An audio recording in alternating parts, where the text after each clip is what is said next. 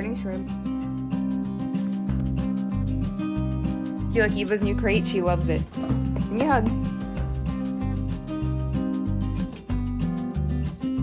Sorry if my voice is a little scratchy. My allergies are horrendous this morning. But anyways, that's not why we're here. Last night, without warning, there was no warning for a storm or anything. Look at all the pollen in the pool. Anyway, a tornado or something, some kind of horrendous storm went through. So it was like almost 11 o'clock at night.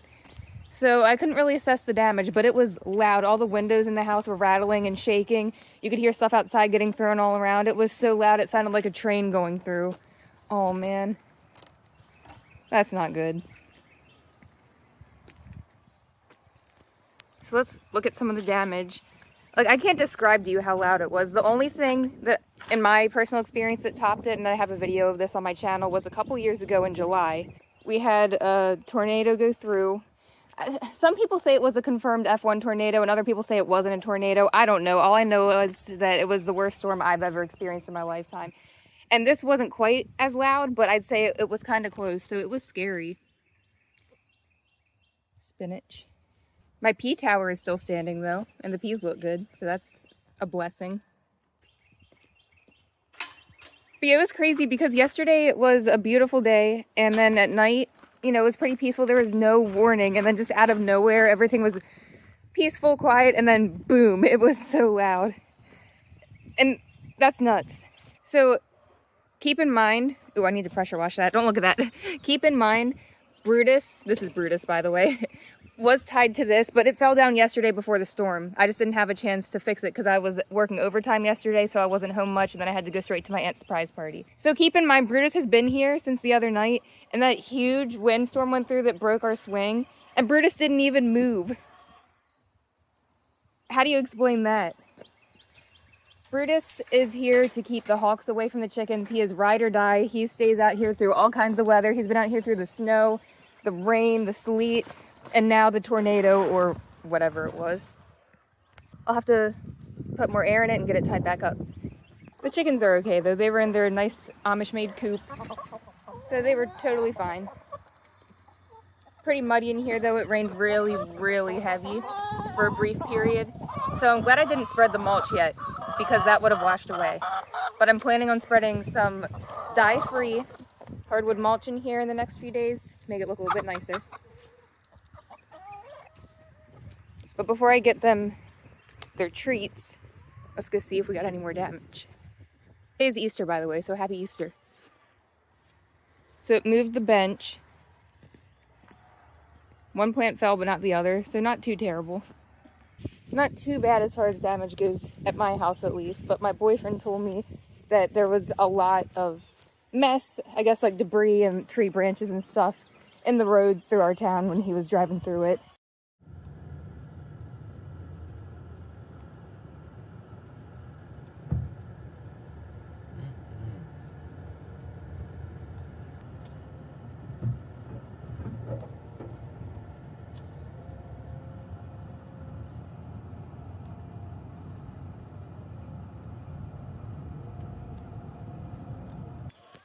Here's the mulch I'm going to use when I clean up their run. First, what I do is I pressure wash the outside of their coop, and then I pressure wash their different planters because, as you saw, over the winter they got a little dingy looking. So I'm going to pressure wash all of that and then let the run dry out a little bit and then spread this. And I plant herbs and some chicken-safe flowers all around it. I have a couple videos on my channel already from spring past when I do this, so if you want to see that, check it out. It always looks so nice afterwards. But that's not why we're here today. I don't think that was there a second ago. What the heck is going on? Anyway. That was dramatic. They really love their scratch grains. But anyways, what we're here for is I want to show you guys something really cool and new that I got. And it is something that I've been wanting to add to my flock for years now. And I just have not been able to find it until now. So let's go take a look at that and I'll show you what I'm talking about. Meet Gertrude. I had been wanting a naked neck / Turken, is what they're also called, for years. And yes, as you can see, as the name suggests, they don't have any feathering on their necks, but despite that, they are surprisingly hardy in the cold and the heat. They're just really hard to find, and anytime I found them before, they were always straight run. So I actually did get one a few years ago, but they were only straight run. And it ended up being a rooster, sadly. So I couldn't keep him because we can't have roosters where I live. But now I got this one from my store. We started getting from a hatchery called Ideal Poultry, and they have naked neck Turkens that you can get sexed, so we ordered females. So hopefully this time I'll have one I can keep. But isn't she cute? I'm not sure what color she's going to be. Turkens come in all kinds of different colors, so it'll be really cool seeing how she develops. This breed is apparently very, very friendly too, so I'm happy about that. And I know some people think that they're ugly, but I think that they're adorable. I think that their odd looks add to their character. I think it's kind of charming, so I like it. I've always liked the animals that were kind of misfits, a little bit different. So I think she's absolutely precious. And then this little one is named Phyllis. She is also a Turken. And they're so cute because their bodies, when they're this age, are so fluffy. So they look like they have these giant little puffball bodies and then this little tiny head. I just love it. I'll have to get some shots of them in better lighting, though.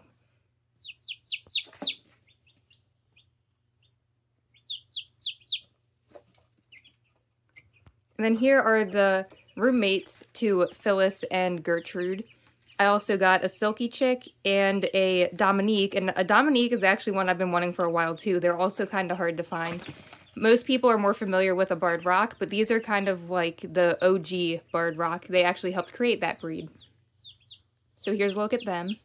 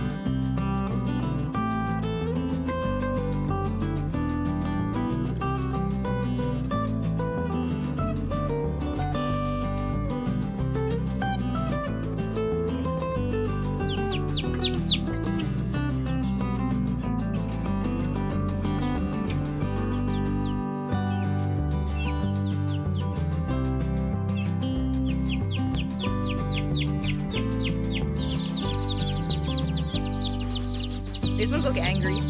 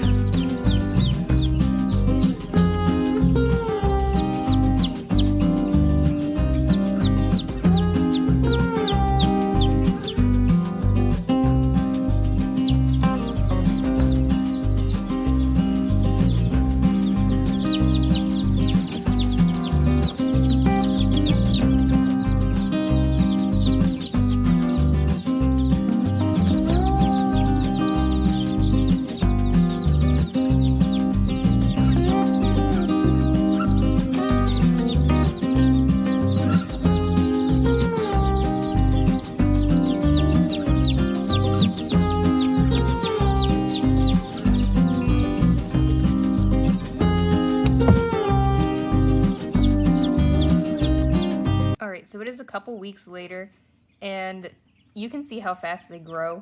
This is my Dominique. Her name is Beatrice. She is a couple weeks older than the naked neck Turkens.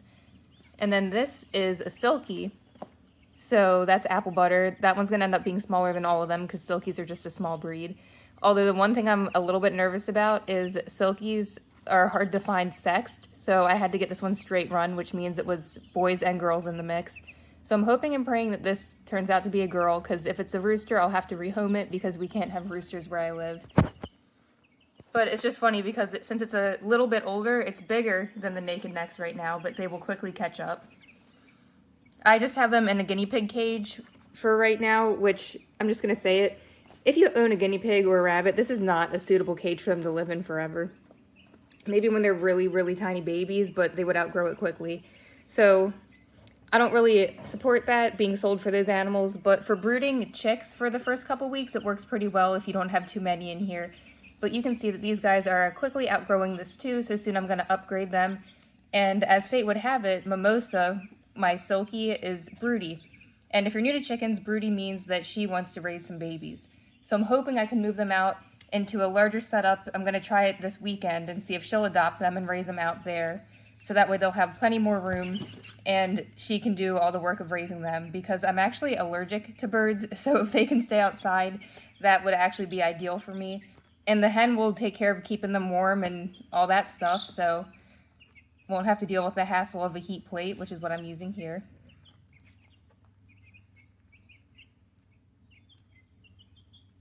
And it's a win for everyone, because if you can have a broody hen raise your chicks, it's a lot easier to integrate them with the rest of the flock once they're big enough.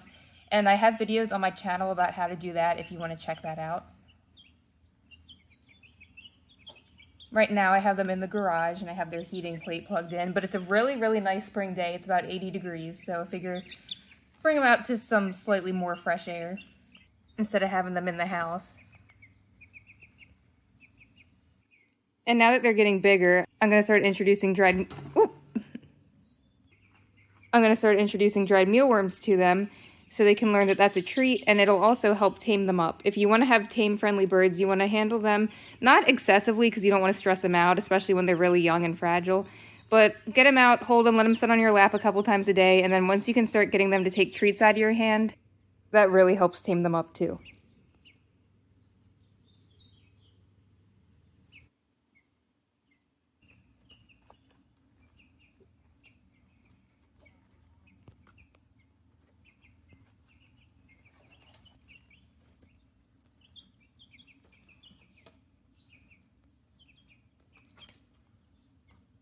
Oh, and in case you're wondering, right now I have them on the Nutrena NatureWise Chick Starter non-medicated, and they've been doing really well on it.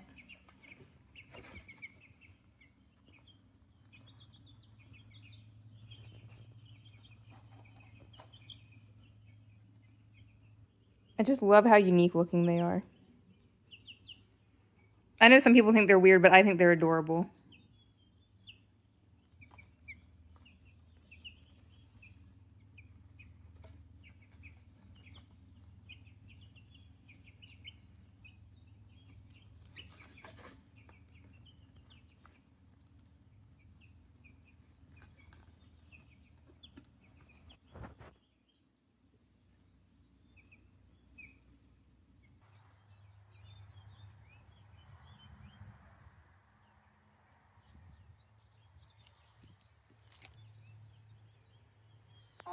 So now we're at the main chicken run, and I've been planting some herbs in their planters, starting to clean up a little bit. You can see the lavender I planted in the raised bed next to their coop last year is coming back. This little hanger here is where I keep their grit and their oyster shells. And then hanging baskets are a great way to add something pretty to your area, but keeping it raised enough that the chickens can't eat it and destroy it. But if you're going to hang something in here, just make sure that it's not poisonous to chickens, so that way if some of the petals or the leaves fall down and they eat it, it won't make them sick.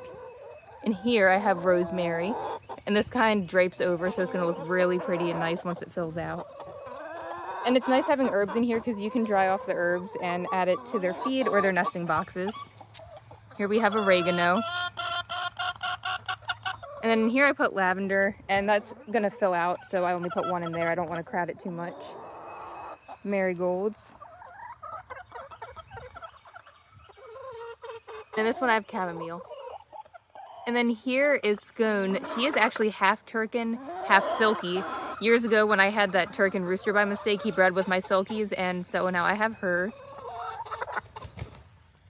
But those 2 Turken chicks that I just showed you that we're featuring in this video will be my first full-fledged Turkens I've had since I had to rehome that rooster.